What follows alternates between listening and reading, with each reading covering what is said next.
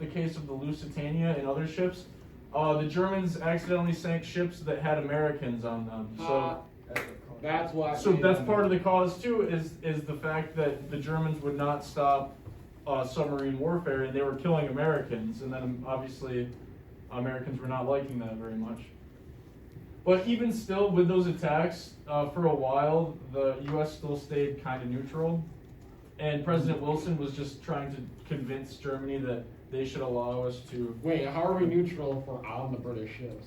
So, but that's the thing is like... That doesn't make any sense. Yeah, it's an interesting thing, but... That's a lie. It's an interesting thing, but that was like a cruise liner, I'm pretty sure. That was like a commercial ship. So it was a private... There were other ships too. So then as the war goes on, Germany declared that they would be sinking all 6 ships that have Americans on them. But then in 1917, Germany just straight up said, okay, we're done. We're just going to sink everything, including 5 U.S. merchant ships. So then at this point, the U.S. is starting to think like, okay, this is our actual enemy. They are actively at war, sinking our ships, trying to harm us economically. There was also this thing called the Zimmerman telegram that came about like very shortly after this. Sonar.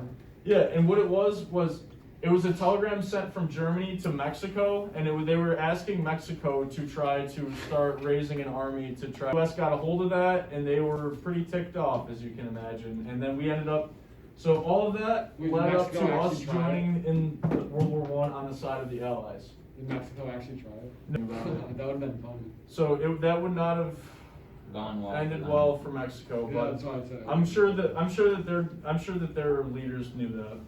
So, when you guys are done with number 4, then you move on to the source. Yes, it's basically like DBQs.